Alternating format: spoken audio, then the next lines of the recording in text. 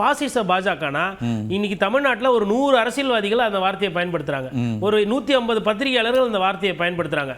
இன்னும் வாய்ப்பு இருக்குன்றீங்க. ஏன்னா விஜய் நேரடியா பாஜக மீது கடும் விமர்சனங்களை வைக்கல அல்லது தலைவர்களை விமர்சிக்கல. அவர் வெறும் சும்மா அப்படியே ஒரு நுனி அப்படியே ஒரு அடிக்கிற மாதிரி அப்படி கை தான் காட்டுறத தவிர்த்து இன்னும் அது ஆக்ஷன் கிடையாது. பிஜேபியுமே விஜய் எங்கேயுமே தாக்கவே இல்லையா? விஜய் பத்தின ஒரு விமர்சனமோ எதையுமே திமுக வைக்குது. ஒரு சில நேரத்தில் அண்ணா திமுக அவங்க முளைச்சி இப்பதான் வந்தாரு. இப்ப பாஜக பொறுத்த வரைக்கும் அவங்களுடைய ஐடியாலஜிக்கல் ஆப்போனன்ட் அப்படின்னா திமுக தான். அப்ப அவங்க தானே அவங்க பிரைமரி ஃபோர்ஸா வச்சு எதிர்க்க வேண்டியிருக்கும். அவங்க ஏன் விஜய் எதிர்க்கணும் அப்படின்னு ஒரு கேள்வி.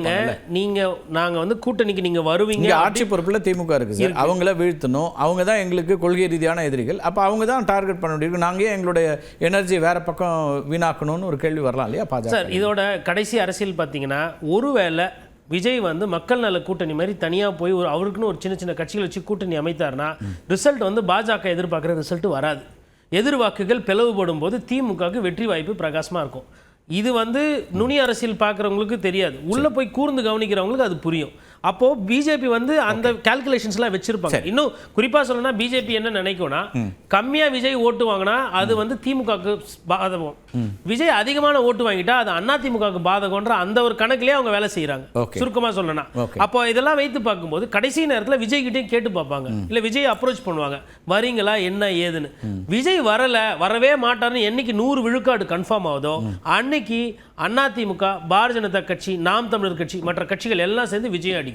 ஏன்னா இந்த எதிர்ப்பு ஓட்டுகள் அந்தந்த கட்சிக்கு வர வேண்டியது. இன்னும் அந்த சூழ்நிலை விஜய்க்கு ஆரம்பிக்கல. இன்னைக்கு விஜய் பற்றிய விமர்சனங்கள் களத்துல அவங்க எப்படி எதிர்கொள்வாங்கங்கறத பத்தி வியூகமா சொல்றீங்க. ஆனா இன்னைக்கு பாஜகவுக்கு இருக்கக்கூடிய வாய்ப்பு என்ன? விஜய் விட்டுருங்க, விஜய் அவர் அவருடைய தலைமைங்கிறாரு, அப்புறம் அவர் தான் முடிவெடுக்கிறாரு.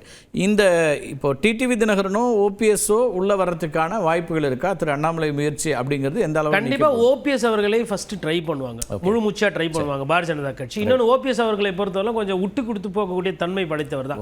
அவர் டிடிவி அவர் அன்கண்டிஷனல் இன்தான முன்னாடியே சொல்றாரு. அது வெளிப்படையா சொல்லியிருந்தா இந்நேரத்துக்கு முடிஞ்சிருக்கும். ஓகே, அது வெளியில சொல்றதுக்கு ஊடகத்துல எந்த நிபந்தனையும் இல்ல, ஒரு அப்ராணி. அப்ப எதுக்கு கோர்ட்டுக்கு போறாரு?